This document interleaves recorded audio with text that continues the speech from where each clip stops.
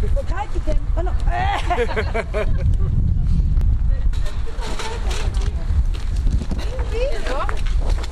Oh, l'alpha-pop, j'avais pas vu ça. T'avais pas vu ça, hein?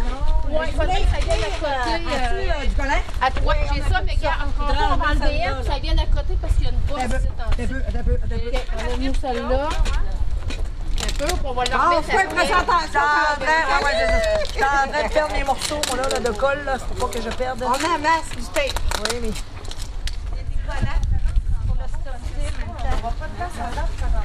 On a juste à les décoller et à les mettre après le moteur. C'est pas grave de faire pratiquer, mais c'est correct. Bon, faites plus de patience que moi pour lancer. Cette semaine, c'est la semaine de l'alphabétisation populaire. C'est par le RGPAC. C'est la deuxième édition cette année. L'année passée, on avait fait une action d'une bouteille à la mer à Rimouski. Puis cette année, vu qu'on avait des belles choses à mettre de l'avant, à matin, on a décidé que c'était nous, le groupe Haute. Puis qu'on faisait venir tous nos groupes du Bas-Saint-Laurent. Et on a les bouts de papier de 50 démons qui se sont joints à nous cette année. Donc, on a le centre d'apprentissage Saint-Cyprien, Oui. Centre Alpha des Basques centre de Trois-Rivières, la clé de Rimouski. C'est sûr qu'encore aujourd'hui, 20% de la population est analphabète de niveau 1, c'est-à-dire n'a pas les compétences requises pour décoder, comprendre et réutiliser des informations contenues dans un texte. C'est beaucoup 20%, puis parmi ce 20%-là, ça touche autant les femmes que les hommes. Dans la thématique de la semaine d'alphabétisation populaire, il fallait mettre de l'avant nos réussites. Comme que je disais, c'est des belles réussites qu'on fait là avec ces changements-là, aussi tant pour les participants que pour les groupes, que pour la population. En alphabétisation, l'éducation populaire, on le fait sur le plan social, personnel. Tu sais, les gens, ils viennent, oui, apprendre au départ à lire, à écrire ou à utiliser l'informatique, mais à travers cet apprentissage-là, ben, ils développent plein de facettes là, tu sais, sociales. Tout devient prétexte à la lecture et à l'écriture, mais on s'y prend vraiment avec les différentes. Ils nous ont présenté un travail que René leur a fait faire. Je trouve ça merveilleux parce que moi, je suis enseignante, puis ils sont allés à l'érablière et elle leur avait fait apporter chacun un petit carnet pour prendre des mots qu'ils n'avaient pas entendus déjà et tout. Et après ça, quand ils sont revenus au local, elles ont composé des phrases, elles ont fait un conte là-dessus. Alors, j'ai dit, là, elle rejoignait vraiment ce qu'on prêchait à l'école, de dire on part du client d'abord. Puis l'alphabétisation, c'est ça aussi, c'est l'andragogie, partir de les suivre pas à pas dans leur apprentissage, puis sans comparer à un autre, sans les rendre comme être obligé de se questionner, de dire j'en fais-tu assez, ben non, tu y vas à ton rythme, puis ça marche, puis l'apprentissage se fait. Alors René a plongé là-dedans comme une ancienne enseignante, je te pire. Bonjour tout le monde. On a fait une petite composition sur la chanson l'alpha-pop. Puis on va vous chanter ça. Fait que on va commencer. 1, 2, 3. En caravane, nous allons à Matane. Oh et oh, on n'est jamais de trop pour aller afficher nos réussites. Reconnaissance, financement des groupes. Oh et oh, on n'est jamais assez pour aller réclamer. Retrouvons-nous ensemble, les groupes alpha. À tous nos amis de la Matanie. Oh et oh, on n'est jamais de trop pour aller présenter leur nouveau logo. Nos réussites en alpha-pop. Oh et oh, crions-les haut et fort et restons tous unis. Crions-les haut et fort ensemble.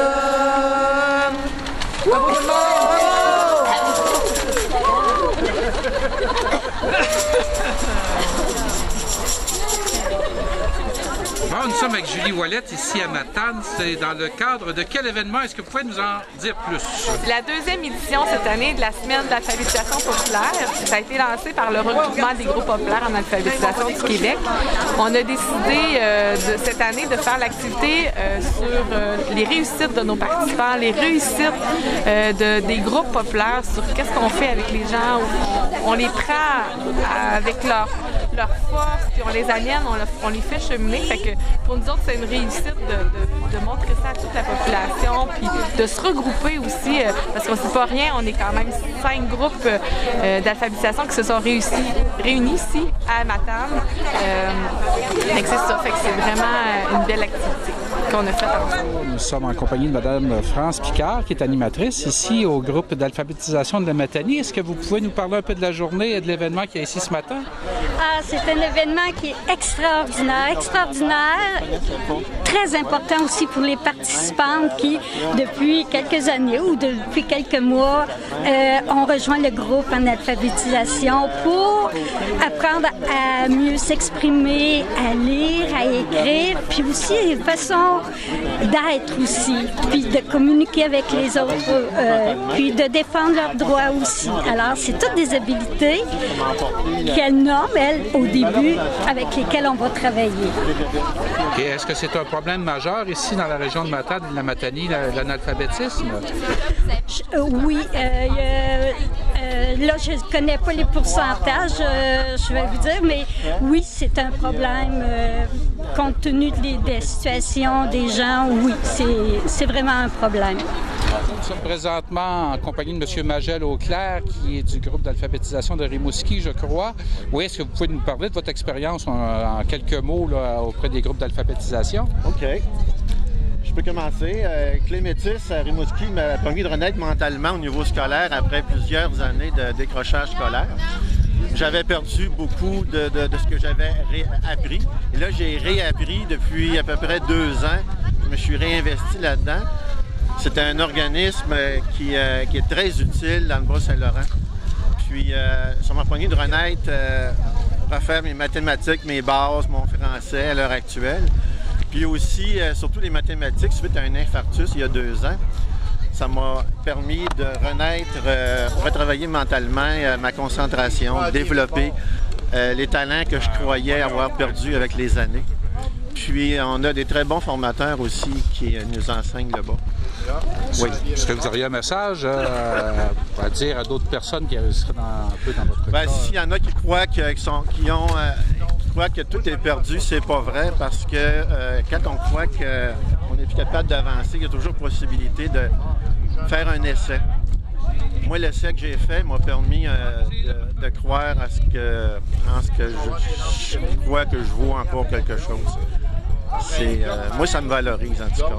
Ça m'a beaucoup aussi sauvé du désarroi, le fait de m'avoir investi dans l'organisme. Bon, j'ai réussi à écrire et publier mon autobiographie. Bravo! J'ai réussi à maintenir mes acquis et mes connaissances générales. Bravo!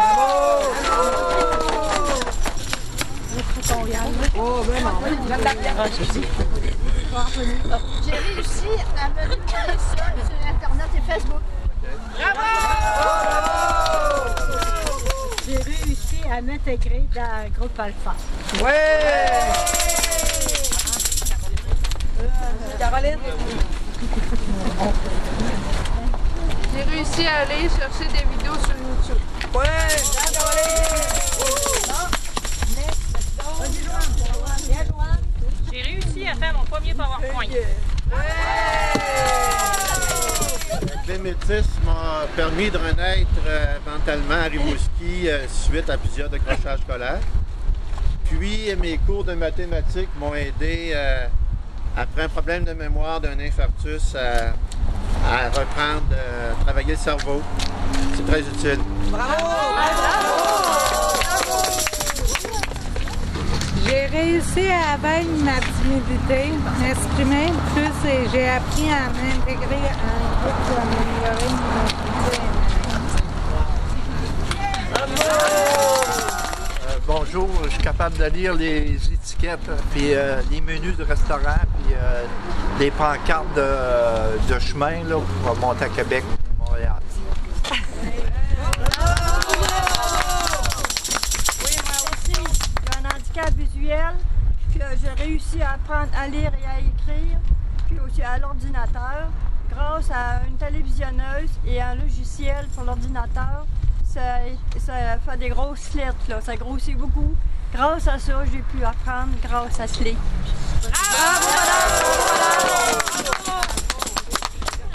J'aimerais dire que vous êtes bonne et bon. Oui. Merci!